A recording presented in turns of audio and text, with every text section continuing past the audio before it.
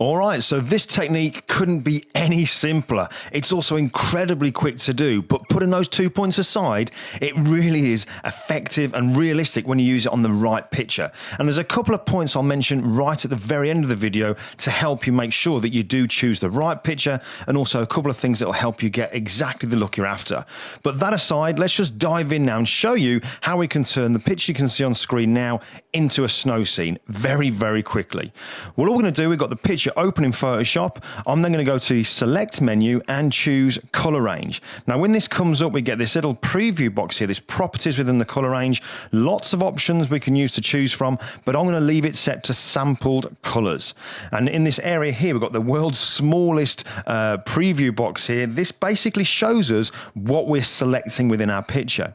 And the way we select something is just bring our cursor out, and when we bring it over the image, it changes into a color sampler.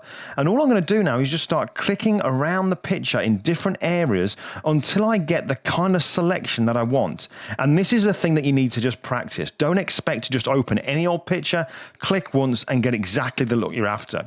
What I found with this picture was, what I want to do is just click around to a certain point where I find that the majority of the selection is on the ground, exactly like you can see now. So it's very rarely is it you can see small amounts on the trees. They're pretty dark there, but you can see that the floor now is covered in white. And that's basically what you're going to notice with this preview here. Anywhere that turns white is what is going to form part of your selection. The black areas aren't being selected.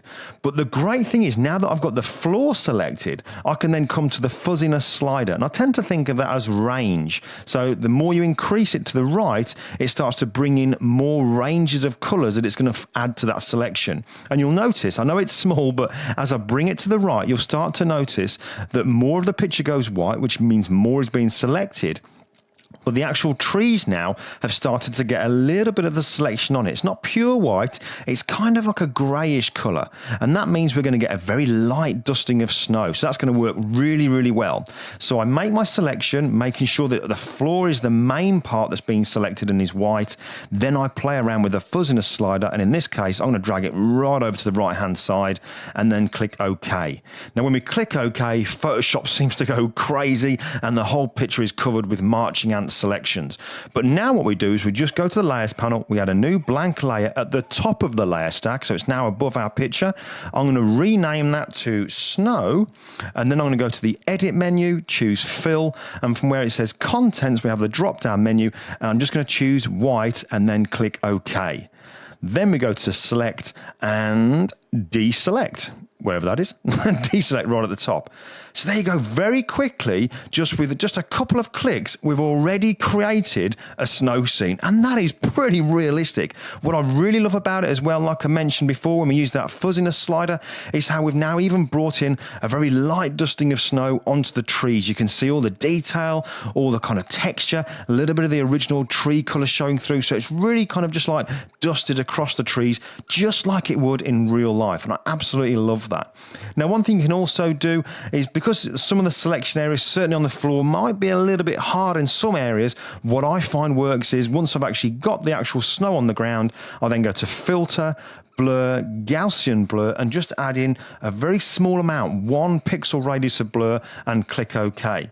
So you're pretty much done then. But if you want even more snow on the ground, what you can do is just duplicate that layer by holding down your Command or Control key and pressing J, and you can see then even more snow.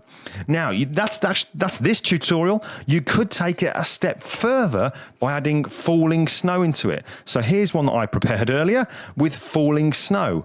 And the way you can create that is if you go over to my YouTube channel. When you go to the main page, you can click on the little link here that says weekly show and podcasts. And here's where you'll see a list of all the episodes within this weekly show that we've got. Scrolling all the way down, you'll get to episode 30, which is this one just here. And it's called How to Create Realistic Falling Snow. And again, Just like most things in Photoshop, it's an incredibly simple technique, but I think you'll probably agree, very, very effective. Now, before we close, just a few points to remember when you're doing this. Let's go back to the original picture and turn off the actual snow on the ground. Now, when you look at this, you'll notice that you can just see the sky coming through the trees. And that's one of the important things, is what does the sky look like? You can't take a regular picture with loads of clouds and sun and all that kind of stuff and expect this to look real. You need to have a sky that has got no detail in it. The sky here is pure white, and that's pretty much what it's like when it's snowing outside. So look for those kind of pictures. Also, you'll notice the lighting in the picture here is very flat. Pretty featureless kind of lighting here. There's no shadows, and that's exactly the kind of lighting you would need and you would see when it's actually snowing in real life. The other thing to think about, or sorry, to remember when you do this, is when we first come in and we use the select and color range, don't expect that the first time you try it, when you click down, you're going to get the perfect result.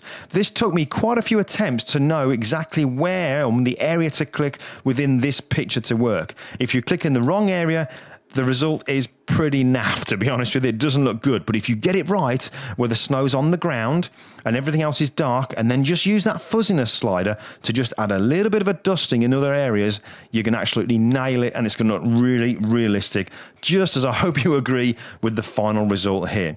So that's it. That's all I've got for you this week. Told you it was a quick one. Make sure you subscribe to the channel if you haven't already, and please just let other people know about it. I really appreciate the support there, just by spreading the word, and just let other people come to the channel and just check out all the tutorials that I'm recording every single week and pushing out there. But hey, that's all for this week. I'll see you next time. Oh, one more thing I forgot to mention. Make sure you check out the description part of this video, because in there I've included a link where you can download the file that I used in this tutorial so that you can get practicing straight away. So definitely give that a download, have a play with it, and like I said, I'll see you next time.